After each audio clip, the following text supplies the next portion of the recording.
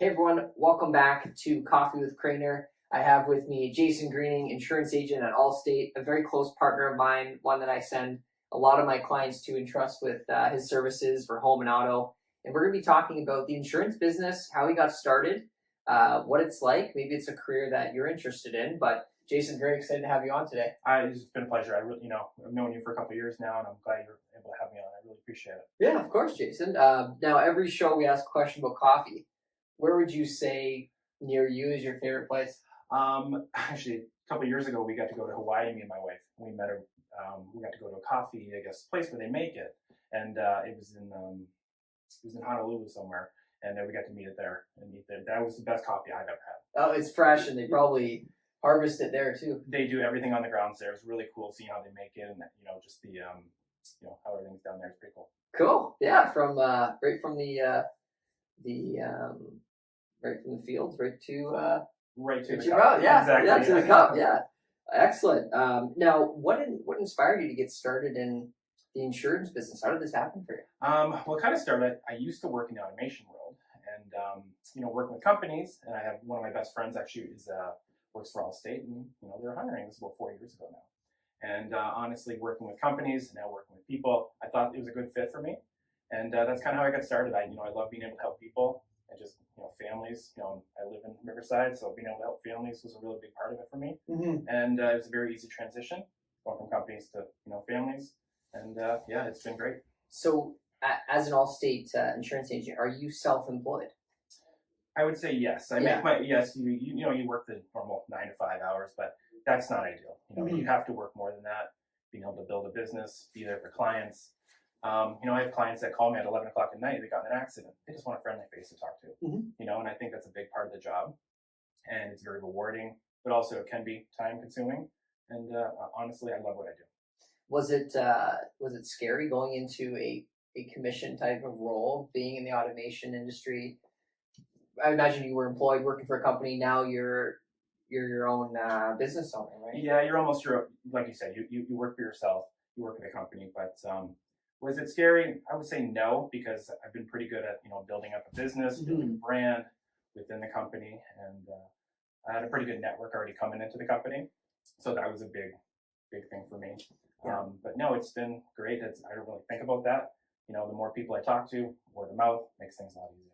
How did you, 4 years ago, looking back, really start to build up that client base? Yeah, I did that through, honestly, like networking was a big thing. We got started at networking group. That's kind of how we met each other. Through that, online social media is great. And then, honestly, I grind. I make cold calls every day. And that's honestly the biggest part of the job. And you know what? That's honestly my favorite part of the job. Cold calls can be tough. They can be, yeah. Especially if they're cold, they're not a warm lead. What's that experience been like? I had to wrap my head around hearing no, right? That is something that, what we hear in our industry, especially the service industry, you're going to hear no. But getting past that and just seeing that you're there to actually genuinely help people. And that's kind of how I pride myself on. I'm here for you. I want to be there for you. And it's really kind of taken off with that kind of mentality. What is how is the average cold call for you set up? Like, I would imagine you're doing it so often that there's a structure to it, right? There is, and I've kind of developed kind of a way of going about it. I like to talk about at least, kind of what they're doing, how I get that client over. As far as where they work, that's a really big thing. We offer a lot of discounts at Allstate, so that's really good. But I like to do things in person. Obviously, everybody can't do that, but I think that's the best way to do business personally. And it's help grow rapport with the clients, being able to answer any questions they have. Just know that you're there for them. Now, the first part of a cold call or that initial meeting is getting their attention. Of course. Right? Then you get their interest, then you get to the point where they're looking at making a decision and then action. How do you catch their attention right at the beginning? To lean in and say, you know what, I may go with Jason. I like to talk about kind of things that, price is a big price point, right? A lot of people have had bad experiences with their company. Maybe they can't get a hold of them. I like them knowing that I'm available all the time. And I think, and honestly, for a lot of the people, that's a big part of it. Being available, being accessible. But again, price is a big price point, and our home prices right now are awesome. So that is something I lean on and really try to grab their attention with that, and then everything else seems to kind of fall in place.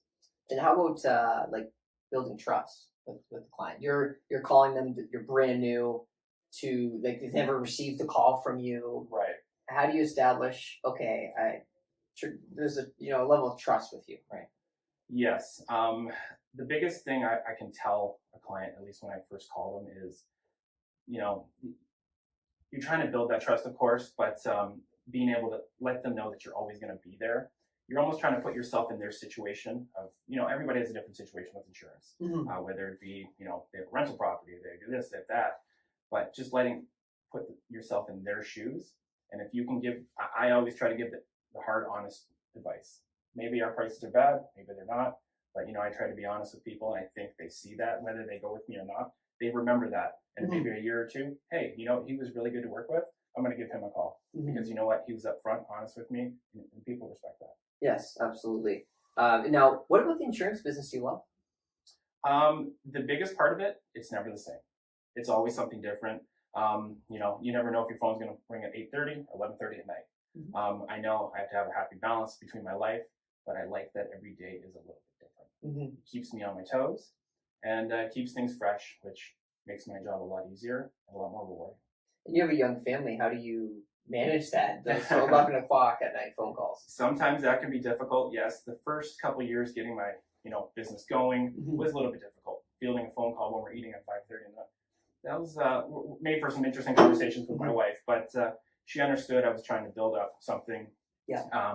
But now, 4 years in now, I've been able to have that happy balance between, taking my son to swimming or, baseball is going to be starting soon.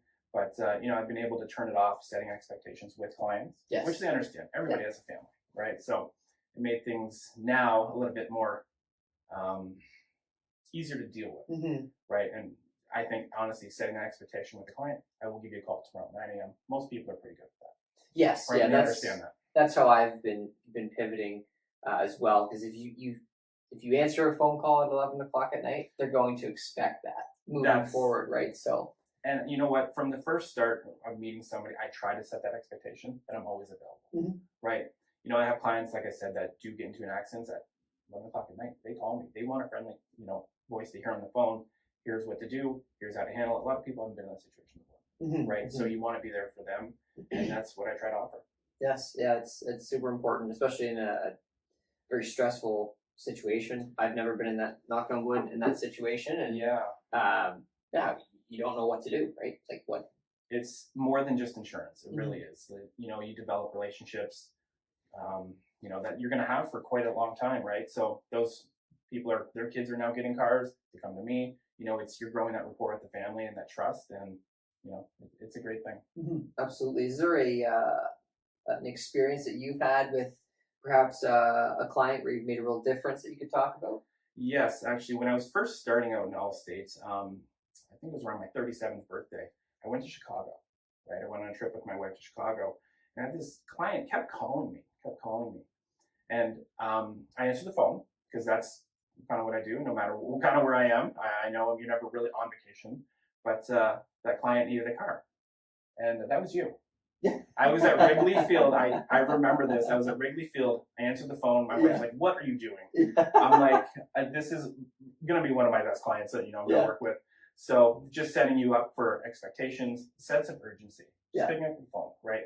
That's all people want. It's a privilege for people to call you. At least that's how I feel. Yeah. They're calling to talk to you. So answer the phone, kind of set things up. Do you remember that? I think I do. I remember it was a car I had previously, and I think you were getting a Tesla at the time. Yeah, and I think I had to, like, I was picking it up the same day, and I didn't even realize that I didn't have the insurance set up because I picked up the car and they're like, "Hey, where's the insurance?" I'm like, "Well, yeah, that's right." So I was trying to help set things up, and because I know that was a big, obviously, decision for you. So I wanted to help you through that. That was my first vehicle purchase. Everything else has been like a used vehicle from family or whatever. That's right. So, it was the first time I was ever at Wrigley Field, but I will never forget that. I'm like, I got to pick up this phone and help out. Well, apologies to Wendy. And, it was pretty awesome. Yeah. Awesome, man. Now, for somebody that's looking to maybe enter this field, in this industry, what would you say to that person? It's that maybe they wouldn't know right before they enter. Like, what should they expect? Nothing comes to you easy. Mm-hmm. I think hard work is setting the groundwork of being able to call 20, 25 people a day. Not hearing no is going to be a big part of it, right? Mm-hmm. You got to get past that, the psyche thing of doing that. You have to move on. You have to have honestly, a short memory in that regard. But I think try to make as many relationships as you can, because that is a huge part of what we do, right? We're going to keep growing, whether it be organically, but through, good relationships like I met with you. Mm-hmm. You make them in different industries, diversify yourself. I think that's a huge part of it. And you can't just stick to one, like I said, one industry. Everything, insurance is involved with everything. Mm-hmm. So the more relationships you can, don't ever, kind of close anybody off. Just teach your, try to be the best person you can through all the relationships you do need to come up with. Is there a certain number of calls that you strive for every day that maybe a new agent should be doing? When I first started, I was doing about 25 to 30 calls along with emails, texts. Everybody kind of, does things a little bit differently nowadays. Everybody communicates a little bit differently. Mm-hmm. But now it's kind of slowed down a little bit because now referrals are coming in. So now I'm doing about 10 per day, which, you're still staying on top of things. It's always nice. I love being able to call somebody that I don't know and try to get that trust and honestly meet with that client. It's very rewarding in that regard, calling and talking to somebody you've never met before. Yes. It's like when they call you that you heard a good thing online. Pretty big on the social media platform, and that's very rewarding. Saying, hey, somebody had something good to say about you. I'm like, great. You know what? I feel like I'm doing the right thing, and that people are noticing that. Mm-hmm. And now they're coming to me, which is great. But also, you still have to do the outbound calls to kind of stay ahead of the game. Mm-hmm. And now building those relationships to gain more referrals from let's say a client, right? So you had a client, and now you're looking for a referral from them. How do you properly do that in a way that's effective and leads to a referral? Is that as simple as just asking, hey, do you have anybody that you could send me? It is that simple. And honestly, every, I would say, new business documents that I'm sending out, I'm asking for that referral. Because I believe I've given great customer service, and I will continue to do it. And if I'm doing that, they're not going to have a problem, referring somebody to me, because they know that in some ways they're in good hands. Yes. The Allstate brand there. But that's kind of how I lead that. I just ask for it. Mm-hmm. You're not going to make a great connection with everybody, but the people that you do, you need to, I'll say, capitalize on that, because you know what, you're offering something, and it's a lot easier to ask in that regard. You can't be afraid to do that. Absolutely. What is the most difficult part of the insurance business? Most difficult part is probably, that's a good question, not being able to turn off your phone in some regard. Yes, everybody has family time, but the best and worst thing is, you want your phone to ring, but not all the time. You're on vacation. I'm going to go on vacation in a couple months, and I know I'm on vacation, but at the same time, I'm not. There's always a job waiting for me. I'm trying to build as much as I can, as quickly as I can, and that's probably the biggest part of it. Offering that always accessibility, but at the same time, it's a negative as well. Right? Yeah. You want the family time. Have a 4-year-old at home. Great wife. When you just started, they probably your son was just born. He was just it was a couple months after that, and I love being able to go to the park with him, do these things. Now he's going to start in baseball. I have to coach him. That's a great. It's very rewarding, but at the same time, it's also Yeah, it's an important part of it. Yeah, 100%. You don't want to burn out, and it is good to have those breaks. They say if you want to get busy, go on vacation. That is 100%. That seems to be where I get the most calls too, right? Yeah. I don't know how people know it, but you put that out of office on and get a lot more calls. Mm-hmm. Yeah, it was funny. I went to Florida just for the weekend. I usually don't take too long of trips just because it throws off my routine, and I get bored after a few days away. So I went away on Friday, came back Sunday, and it was like the day before I left. Yeah.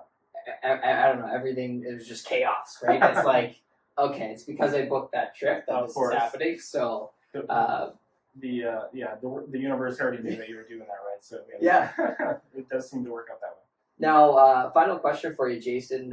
What's next? What are you looking forward to? Do you have any goals in mind? Anything you could share with us? You know, I do. I like being able to teach what I'm doing. Not teach it, but kind of what's been working for me. I really do believe I want to manage one day. Mm-hmm. I love being able to offer what's been successful for me to other people and see them grow. Mm-hmm. That's a big part of it for me. I've always loved to kind of teach, whether it be sports, now insurance. I feel like I've got a pretty good grasp on it, and I think that'd be my next venture if I did want to go down that road. Yeah. Being able to manage a team of, let's say, 8 to 10 people and explain my experiences and what works for me, I think that can be very, very rewarding as well. Awesome. And how can people get in touch with you? Well, call my cell phone, I guess. But when you're in Chicago. Yes, exactly. Right. I am online. I have a agent page there, just Jason Greening, Allstate. That's the best way to go about me. Do online quotes. Give me a call. What's your number? You want to say it? Sure. Yeah, go for it. Yeah. My number is 519-984-5008, and my email is jgreening@allstate.ca. Love to talk to you. And yeah. Excellent. Well, thanks very much, Jason. It's always a pleasure. And for those that are coming up for renewal with their home insurance, auto insurance, definitely give Jason a call. Excellent prices, great service. If you send him a text, he answers quite quickly. So, quite quickly, yes. Yeah. So thanks very much for all your support, and hopefully you enjoyed. Visit coffeewithcrainer.com to